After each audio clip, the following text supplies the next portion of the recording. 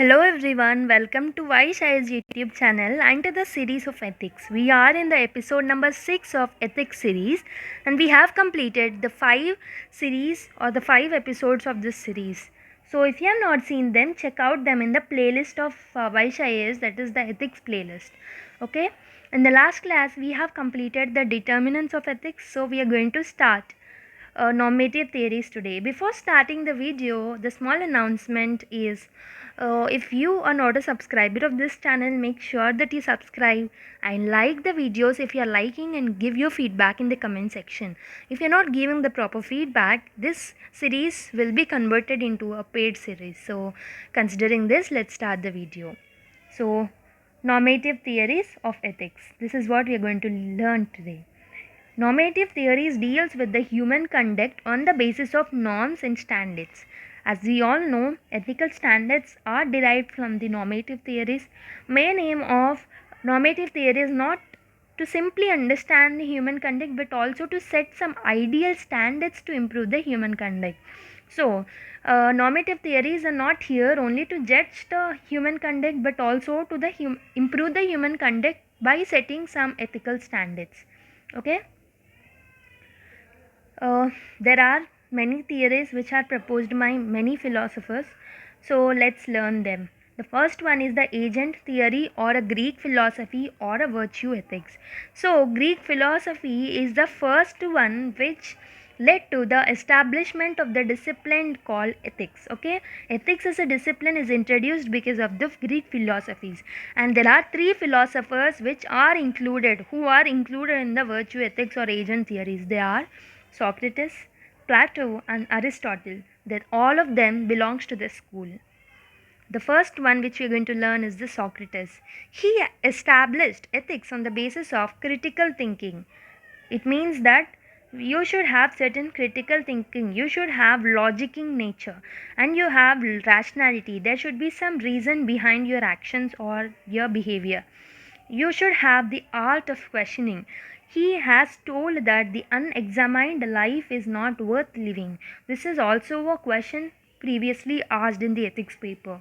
So he said that unexamined life, the life which is not examining, is not worth living. This is what Socrates has told.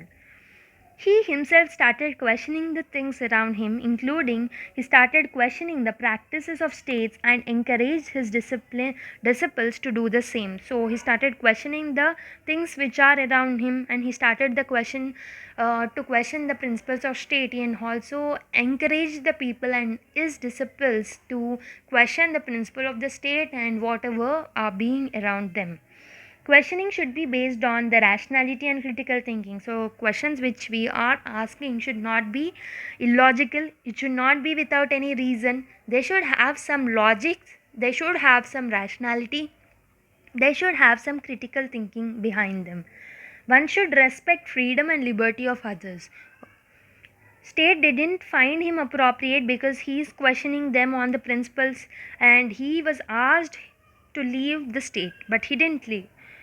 Okay, he was finally executed by the state.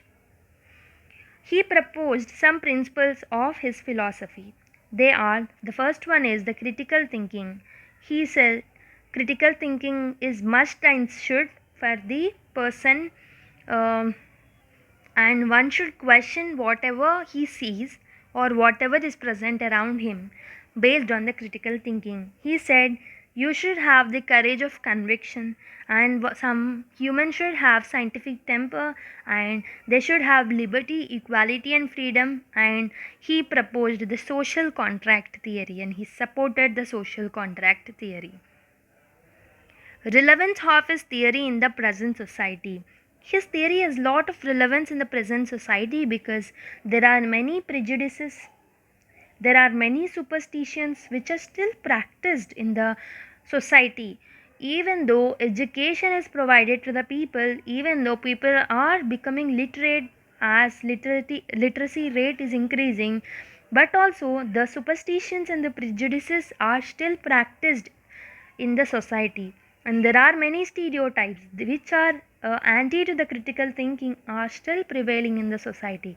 There are many rumors, there are many falsifications which are occurring in the society. If you see the newspapers, you can see how rumors are leading to the mob lynchings, which is leading to the killing of some innocent people, and there are many falsifications which are occurring in the society.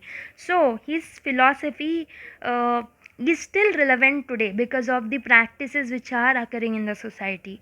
His philosophy was encouraging the was his disciple, and Plato has one disciple, he is Aristotle. Even Aristotle was influenced by this philosophy of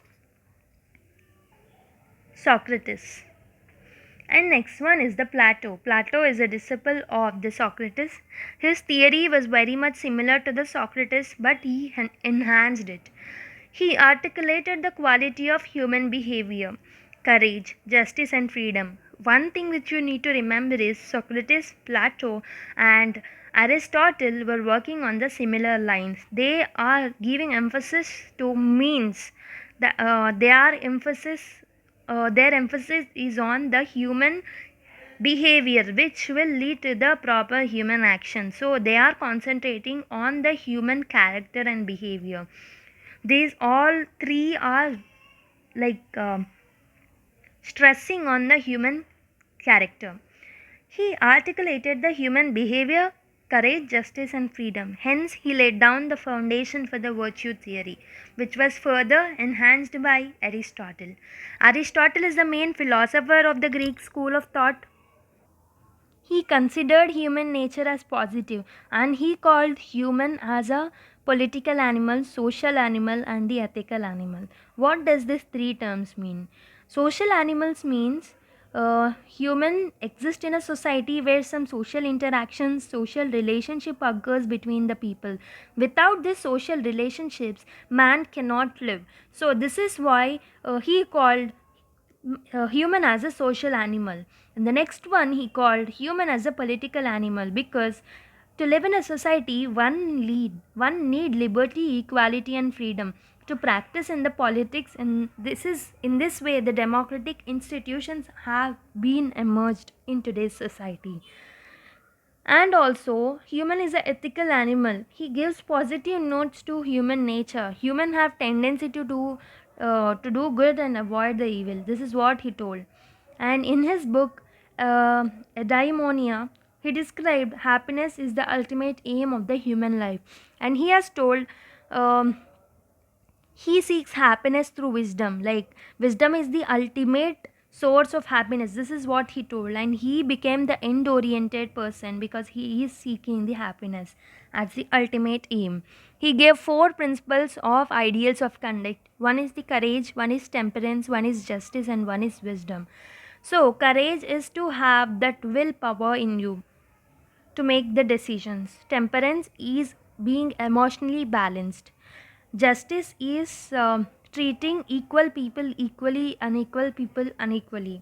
Wisdom is knowledge. So, if you are having this above three, ultimately you can achieve the wisdom, and this ultimate wisdom will ultimately lead into summum bonum, which means a human being can turn into a virtuous person. So, his theory can also be called as the virtue theory. That is, the ultimate aim of the life is wisdom through which you can achieve the summum bonum, that is the chief good of human life. So he has given a method to achieve these four principles called courage, temperance, wisdom, and justice. So his theory, his principle, his method is called as doctrine of mean. This is a golden principle. He says human action should not be extreme. It should not be either very aggressive, it should not be neither very timid. It should be a mean of both. That is, example, they should have courage to do things. They should not be so aggressive, they should not be so timid. The people should not have the character which is being in the extreme end. It should have the mean behavior. Then it is very easy to achieve those four principles. This is what he told. So, applications of his theory in the present society. At the individual level, his principles are very important for the character building. So, his theory and his principles are emphasizing on the human characters, so it is very important at the individual level. At the administrative level, civil servants need courage to tackle the corruption. They need emotional balance, that is temperance, as they work in the immense pressure. Wisdom while taking the decisions is needed for the civil servants. They need to have courage for the whistleblowing activities, and virtue ethics helps the civil servants to build their character. And you can also see some sort of criticism for the theory which he had proposed. The first criticism is he totally ignores means, as it is a teleological oriented approach. So he is just focusing on end, that is, he is telling the ultimate aim of human life is happiness, and he is saying that wisdom is the source of happiness, which is a very subjective matter. He is saying through wisdom we can achieve happiness, but happiness is differ from person to person. It is not an objective criteria, it is a subjective criteria. One may have different reason for happiness, another may have different reasons for happiness.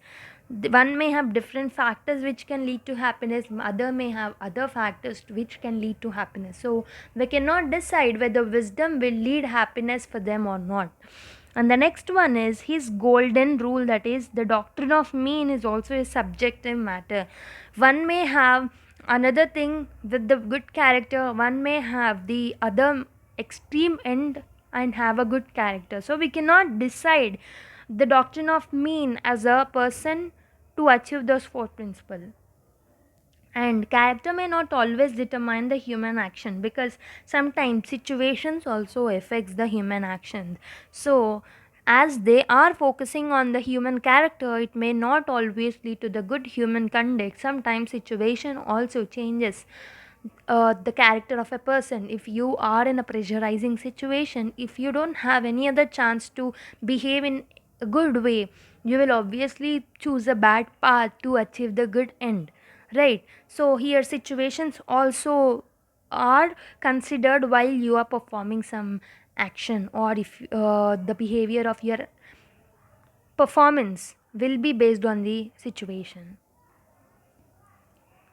So that is it for today's class. We have completed the virtue theory of ethics. So let's revise what we have learnt in today's class. So we have started with normative theories of ethics, and we have spoke about the ultimate aim of the theories in ethics. We have spoke about agent theories or the Greek philosophy or virtue ethics. We have told there are three philosophers, Socrates, Plato and Aristotle, who belongs to this school. We have started with Socrates, in which we have spoke about critical thinking, rationality, art of questioning, and what are the principles of his philosophy and relevance of his theory in the present society. And next, the disciple of Socrates, that is Plato. We have discussed something about Plato. We have told that he laid down the foundation for the virtue ethics or the virtue theory. And the next one is the Aristotle. Aristotle is a disciple of Plato, and most of his theory was influenced by Plato. And we can call Aristotle as a Greek philosopher, main philosopher of the Greek school of thought. And we have spoke about how social animal, political animal, ethical animal the human is. And we have spoke about the four principles of ideal human conduct, which is given by Aristotle. And we have spoke about the doctrine of mean, which is a golden principle to achieve those four principles given by Aristotle. And we have spoke about some applications in the individual level and at the administrative level. And at last we have spoke about the criticism regarding the virtue theory or the Greek philosophy. So that is it for today's class. I hope so you liked the video. If you want the series to continue as a part of the free course, let us know with your comment or with your feedback in the comment section. Subscribe to the channel, like, share it with your friends also. Thank you everyone. Let's meet with another episode. So until then, take care. Bye bye.